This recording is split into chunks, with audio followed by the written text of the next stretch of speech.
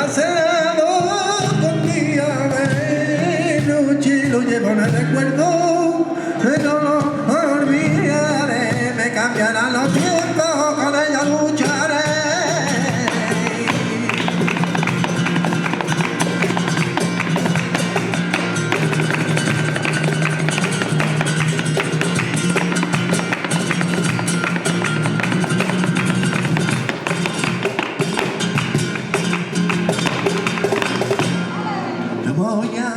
Sevilla, the city of flamenco, food and fiesta.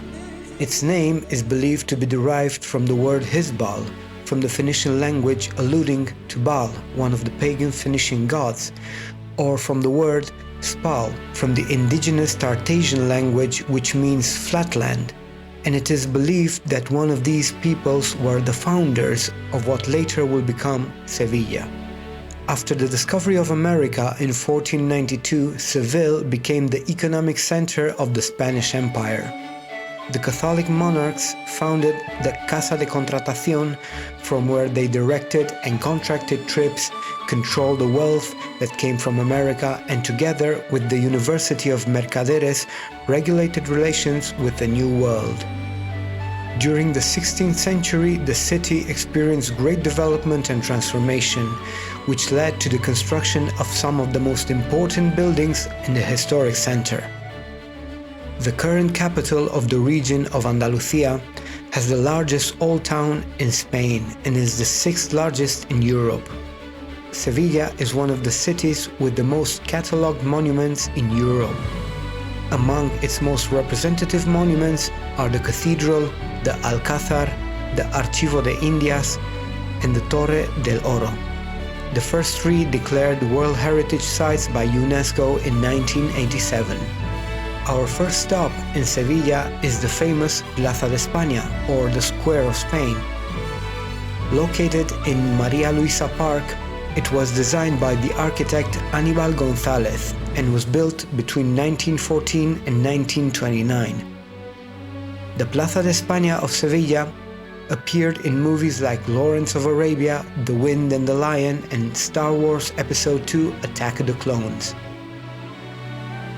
The square has large dimensions, 170 meters in diameter in a semi-elliptical shape, which symbolizes Spain's embrace of its former American territories, looking towards the Guadalquivir River as a route to follow towards America. With a total area of 50,000 square meters, it is bordered by a canal that runs for about 515 meters, and it is crossed by 4 bridges. These 4 bridges represent the 4 ancient kingdoms of Spain: León, Castilla, Aragon, and Navarra. This plan responds very closely to the formal scheme of the type of Palladian villa with curved wings, shown by the Italian architect Andrea Palladio in his 4 books of architecture. The construction is made of exposed bricks and has extensive ceramic decoration. According to the writings of Aníbal González, its architect, his inspiration for designing the square has been the Spanish Renaissance, but at the same time adding modern elements. The 2 towers that flank the square provide a Baroque-style atmosphere and measure 74 meters in height.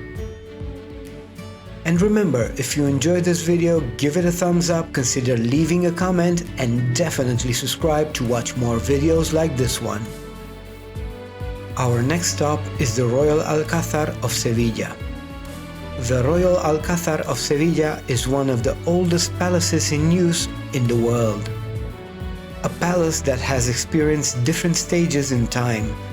From the end of the 11th century to the present day, its walls has contemplated the influences of different cultures that have passed through Seville. The Royal Alcazar of Sevilla has its origins in the evolution that ancient Roman Hispalis experienced during the early Middle Ages, when the city was renamed Isbilia. In 1913, the Caliph of Córdoba ordered the construction of a new government complex, the Dar al-Imara, on the southern flank of the city. The Castilian conquest of the territory in 1249 gave the royal Alcazar the condition that remains to this day, the seat of the crown and the area of municipal power of the city. Next to the royal Alcazar is the Archivo General de Indias. This building was created in 1785 at the request of King Charles III, with the aim of centralizing in a single place the documentation relating to the administration of the Spanish overseas territories. The archive preserves some 43,000 files with some 80 million pages, 8,000 maps and drawings that come mainly from the organizations in charge of the administrations of the overseas territories. After the discovery of America, the Crown chose the city of Seville as the exclusive port for trade with the continent.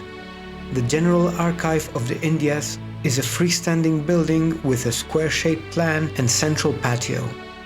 It is 2 stories high and combines red brick and stone elements on the outside, a combination that would be continued in different civilian buildings. In October 1785, the first documents previously dispersed in various archives located in Simancas, Cádiz and Seville began to arrive at the archive building. Next to the Archivo de Indias and the Royal Alcázar stands the Cathedral of Sevilla. Declared a UNESCO World Heritage Site in 1987 and recognized by the Guinness World Records as the cathedral with the largest surface in the world in 1988. Its construction began in 1401 and was carried out on the site left after the demolition of the old Alhama Mosque in Seville, whose minaret, the Giralda and patio are still preserved. One of its first master builders was Master Carlin, or Charles Galter from France, who had previously worked on other great European Gothic cathedrals and arrived in Spain, it is believed, fleeing the 100 Years' War.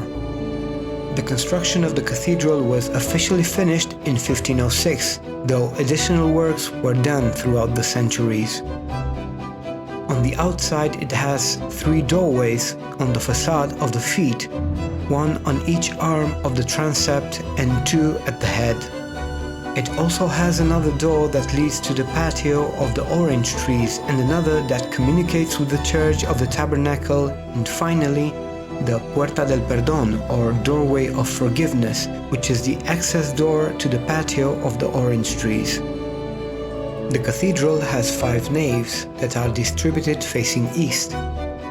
It does not have a head in the usual Gothic sense in the shape of an apse, since its plan is a perfect rectangle 116 meters long by 76 meters wide, which corresponds to the space occupied by the Great Mosque. The Giralda is the tower of the Seville Cathedral.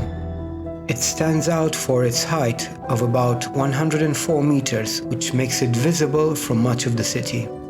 Its square base has 13.61 meters on each side. It was built in the likeness of the minaret of Kutubia Mosque in Marrakesh, although the upper finish and the beautiful bell tower that elevates and stylizes its structure is Renaissance. Walking from the cathedral to the Guadalquivir River, we find the Torre del Oro, or the Tower of Gold. It is an Albarana tower, or a defensive tower detached from the city wall, built by the governor Abu-i-Ula in the year 1220. A second body was built during the reign of Pedro I, mid-14th century in the Mudejar style, and a third body was built in 1760.